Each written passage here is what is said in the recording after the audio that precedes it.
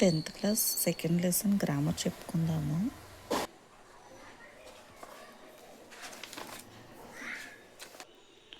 First పదజాలం. వెలితి అంటే లోటు, తక్కువ అని అర్థం. ఆశ్రయం అంటే ఆధారం. పొద్దస్తమానం అంటే ఎల్లప్పుడూ, రోజంతా.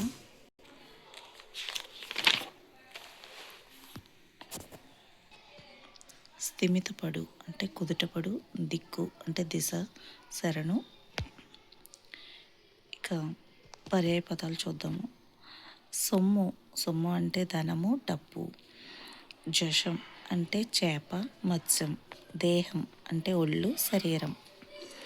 ప్రభాతం ఉదయం, పొద్దుటిపూట. బ్రతుకు, బ్రతుకు అనే దానికి నానార్థం ఏంటి? జీవనం, స్థితి, జరుగుబాటు. సంతానం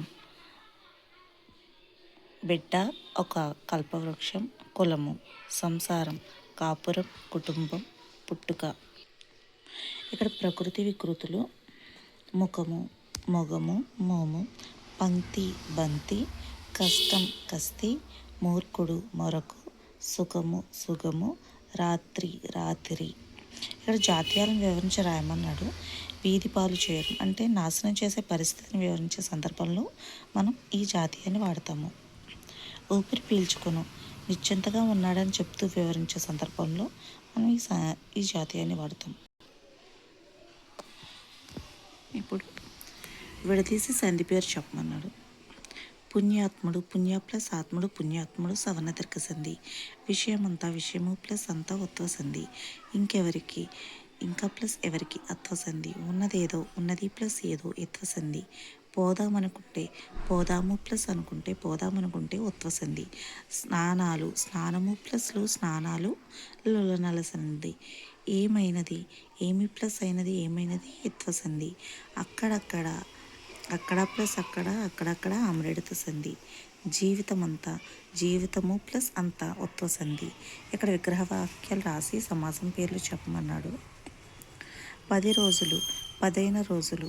ద్విగు సమాసము. కాళ్ళు, చేతులు, కాళ్ళును చేతులను. ద్వంద్వ సమాసము. తెల్ల ముఖము, తెల్లనైన ముఖము. విశేషణ పూర్వపద కర్మధారాయ సమాసము. అసాధారణం, సాధారణం కానిది. నయి తత్పురుష సమాసము.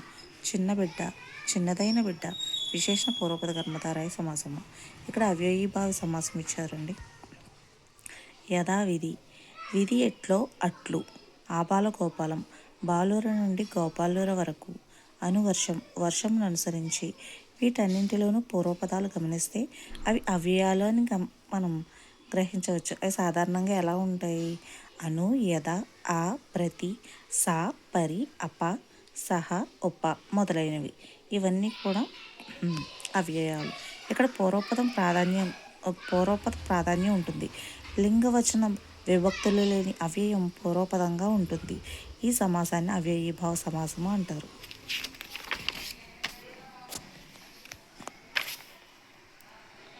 చూడండి, ఇక్కడ విగ్రహవాక్యాలు విడదీసి రాయమన్నారు కదా, నేను పైన రాసాను.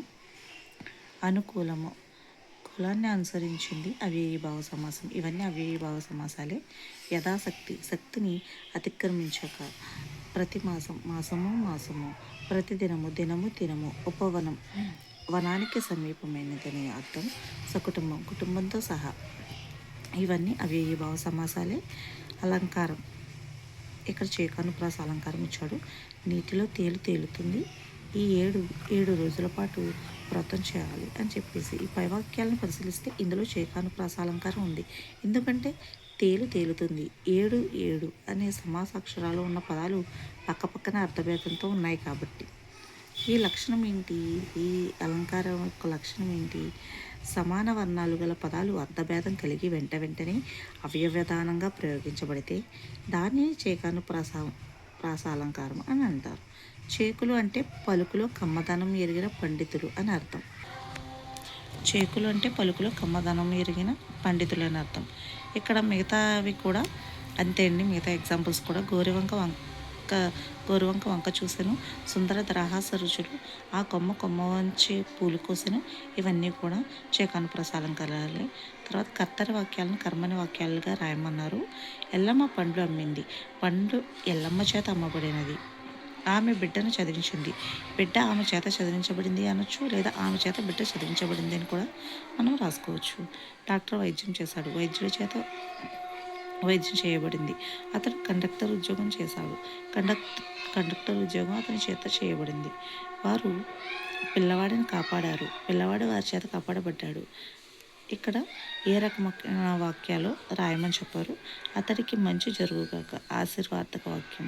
ఇటువైపు నీవు రావద్దు, నిషేధార్థక వాక్యం. ఎల్లమ్మ ఆ పని చేయలేదు, సామర్థ్యార్థక వాక్యం. మీరు మా ఇంటికి రావచ్చు, అనుమత్యార్థక వాక్యం. 10 రోజులుగా నీవు ఎక్కడికి వెళ్ళావు, ప్రశ్నార్థక వాక్యం. అందరూ బడికి వెళ్ళండి, విద్యార్థక వాక్యం. ఇక్కడ ప్రాజెక్ట్ వర్క్ వస్తుంది. నెక్స్ట్ పాఠ్యాంత పద్యం అండి. ఈ పద్యం భావం. నెక్స్ట్ విశేషాంశాలు. తెలుగు మాండలికాలు ఇచ్చాడు. నేటి తెలుగులో భాషా మండలాలు వృత్తిపద పరిశోధన ఆధారంగా తెలుగునాడును 4 భాషా మండలాలుగా విభజించవచ్చని తేలింది. 1 పూర్వ మండలం అంటే కళింగ దేశం, శ్రీకాకుళం, విజయనగరం, విశాఖపట్నం జిల్లాలు. దక్షిణ మండలం రాయలసీమ, నెల్లూరు, ప్రకాశం జిల్లాలు. ఉత్తర మండలం తెలంగాణ, మహబూబ్ నగర్, ఖమ్మం జిల్లాలో కోస్తా రాయలసీమలను ఆనుకున్న ఆయా భాషా మండలాల్లో కలుస్తాయి. మధ్య మండలం ఉభయ గోదావరిలు, గుంటూరు, కృష్ణా జిల్లాలు. ఈ క్రింది వృత్తి పదాలలో ఆయా మండలాలకే పరిమితమైన విలక్షణ శబ్దాలు సూచించబడ్డాయి. పూర్వ మండలం అంటే కళింగ, దక్షిణ మండలం రాయలసీమ, ఉత్తర మండలం తెలంగాణ, మధ్య మండలం ఇతర కోస్తాలు. ఇందులో ఉండేవి చాలా ఇంపార్టెంట్ అండి. అది ఏ మండలంలో ఏది అనేది అడుగుతాడు. మన డిఎస్సిలో కానీ టెట్లో కానీ కంపల్సరీ ఇవి అడుగుతారండి. ఓకేనా. తర్వాత ఇది కూడా చాలా ఇంపార్టెంట్ చూడండి. ప్రతి ఏటా నవంబర్ 16వ తేదీన అంతర్జాతీయ సహన దినోత్సవంగా జరుపుకుంటారు. అంతర్జాతీయ సహన దినోత్సవం ఎప్పుడు జరుపుకుంటారు? నవంబర్ 16.